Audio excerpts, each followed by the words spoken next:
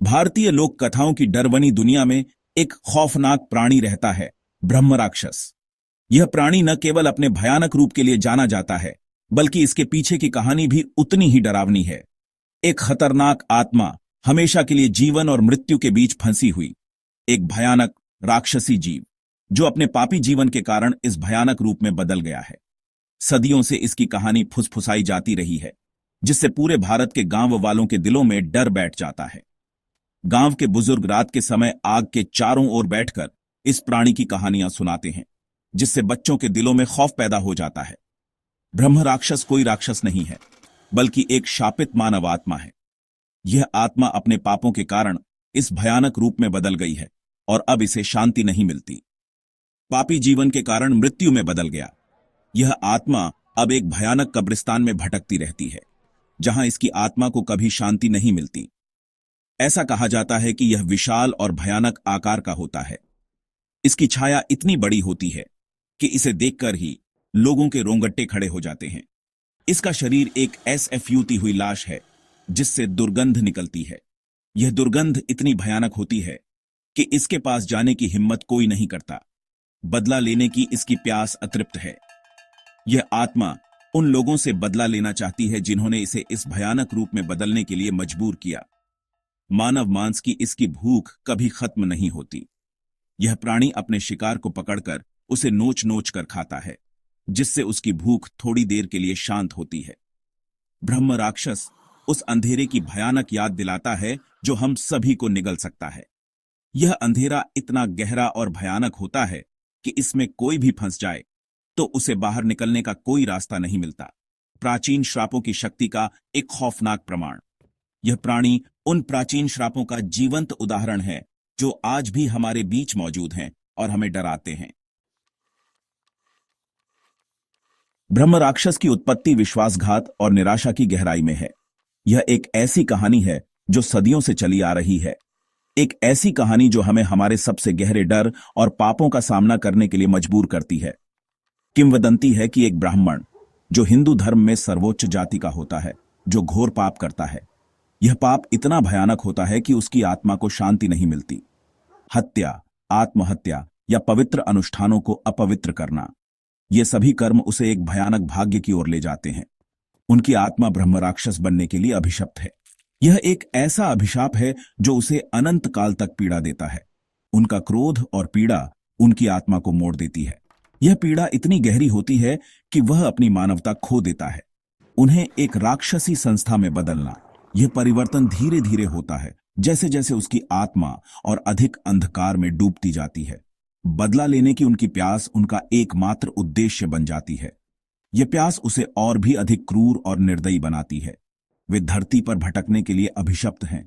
यह भटकाव उसे कभी भी शांति नहीं देता और वह हमेशा अपने अगले शिकार की तलाश में रहता है। हमेशा दूसरों पर अपना दर्द डालने की कोशिश करते रहते हैं। यह दर्द उसे और भी अधिक अंधकार में धकेलता है। ब्रह्म राक्षस एक शिक्षाप्रद कहानी है। यह हमें हमारे कर्मों के परिणामों के बारे में सोचने पर मजबूर करती है। धार्मिकता के मार्ग से भटकने के परिणामों की याद दिलाता है। यह हमें सिखाता है कि हमारे कर्म हमारे साथ हमेशा रहते हैं। यह एक भयानक याद दिलाता है कि मृत्यु में भी हमारे पाप हमें सता सकते हैं। यह कहानी हमें हमारे जीवन के हर क्षण में सही और गलत के बीच के अंतर को समझने के लिए प्रेरित करती है। हिमालय की तलहटी में बसा हुआ है साइलेंट शैडोज का गांव।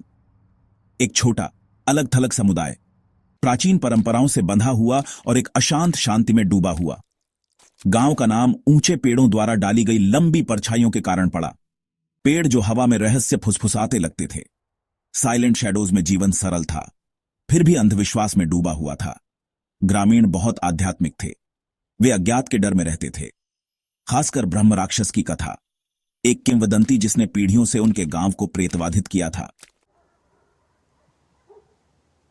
एक शाम जैसे ही सूरज ढलना शुरू हुआ, एक बूढ़ा भटकता हुआ साधु गांव के बाहरी इलाके में पहुंचा। उसकी आंखों में एक अजीब सी तीव्रता थी। उसकी आवाज धीमी, कर्कश फुसफुसाहट।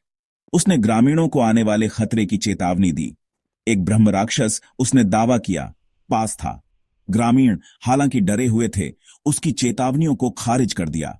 उनका मानना था कि परंपरा का पालन करने से उनकी रक्षा होगी। उन्होंने साधु की दलीलों को नजरअंदाज कर दिया। वे अपनी दिनचर्या के साथ चलते रहे, उस अंधेरे से अनजान जो करीब आ रहा था। जैसे ही रात हुई, साइलेंट शैडोज पर एक अजीब सी बेचैनी छा गई। हवा फुसफुसाहट लेकर आई और पेड़ खतरनाक तरीके से हिलते दिखे। जानवर अजीब तरह से शांत हो गए और एक अप्राकृतिक ठंड हवा में व्याप्त हो गई। एक युवा ग्रामीण अर्जुन ने इन परिवर्तनों को देखा। उसे साधु की चेतावनी याद आ गई। उसका दिल धड़क रहा था और उसे एक ऐसा डर लग रहा था जिसे वह दूर नहीं कर पा रहा था। उसने दूसरों को चेतावनी देने की कोशिश की, लेकिन उसके शब्दों पर अविश्वास किया गया। उस रात बाद में गांव एक खून जमा देने वाली चीख से जाग गया। एक ग्रामीण जो अकेला बाहर निकला था, मृत पाया गया। उसका शरीर क्षत विक्षत और विकृत अवस्था में था। ग्रामीण भयभीत थे। साधु की चेतावनी उनके कानों में गूंज उठी। साइलेंट शैडोज पर दहशत छा गई। ग्रामीण जो भी हरूजिर पा सकते थे उसे लेकर अंधेरे में निकल पड़े। ब्रह्म राक्षस का सामना करने के लिए दृढ़ संकल्पित। वे अपनी रक्षा करने के लिए बेताब थे, लेकिन वे अनजान में कदम रख रहे थे। इस बात से अनजान कि वे शिकार थे, शिकारी नहीं। अर्जुन एक अपशकुन की भावना से भरा हुआ ग्रामीणों का पीछा करता रहा। उसकी हर एक कदम के साथ जंगल और भी गहरा और डरावना होता गया। पेड़ों की शाखाएं जैसे उसके रास्ते में बाधा डालने की कोशिश कर रही थीं और हर कोने पर उसे किसी अनहोनी का आभास हो रहा था। वह जंगल में एक समाशोधन पर ठोकर मार गया। उसकी सांसें तेज हो गईं और दिल की धड़कनें बढ़ गईं। उसने अपने चारों ओर देखा, लेकिन कुछ भी स्पष्ट नहीं था।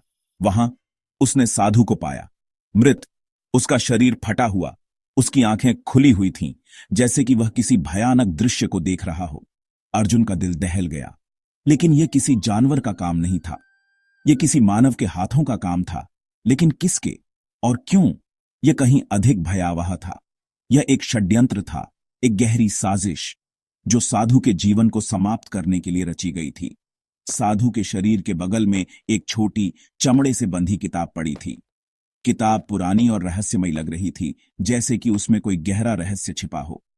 अर्जुन ने सावधानी से उसे उठाया। उसकी उंगलियां किताब के ठंडे और कठोर कवर को महसूस कर रही थीं। जैसे ही उसने उसे खोला, हवा के झोंके ने पन्नों को हिला दिया।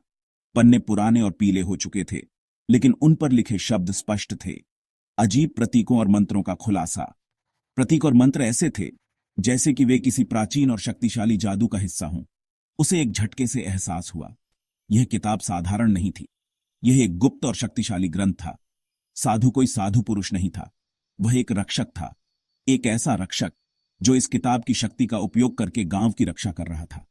ब्रह्म राक्षस से गांव की रक्षा करने की कोशिश कर रहा था। लेकिन अब साधु की मृत्यु के बाद गांव पर एक नया खतरा मंडरा रहा था। अर्जुन को अब इस रहस्य को सुलझाना था और गांव को बचाना था। थके हुए और भयभीत ग्रामीण गांव लौट आए। उन्हें ब्रह्म राक्षस का कोई पता नहीं चला, केवल उसकी उपस्थिति के भीषण सबूत। गांव जो कभी जीवन की आवाजों से जीवंत था, अब एक भारी सन्नाटे में डूबा हुआ था। साधु की किताब पकड़े हुए अर्जुन जानता था कि ब्रह्म राक्षस अभी भी बाहर है, परछाइयों में दुबका हुआ, अपने अगले शिकार की प्रतीक्षा कर रहा है। वह जानता था कि उसे कुछ करना है, उसे इसे रोकने का रास्ता खोजना था। लेकिन वह प्राचीन श्रापों से पैदा हुए और प्रतिशोध से प्रेरित प्राणी से कैसे लड़ सकता था? ब्रह्म राक्षस कभी नहीं मिला, लेकिन जो भय उसने पैदा किया वह साइलेंट शैडोज में बना रहा। ग्रामीण उस रात से हमेशा के लिए बदल गए, हमेशा के लिए भय की स्थिति में रहे। ब्रह्म राक्षस की छाया से उनका एक बार शांतिपूर्ण जीवन बिखर गया। कुछ लोग कहते हैं कि ब्रह्म राक्षस अभी भी बाहर है, गांव को सता रहा है, उस दिन का इंतजार कर रहा है जब वह अपना बदला ले सके। ब्रह्म राक्षस की कथा साइलेंट शैडोज को सताती रहती है।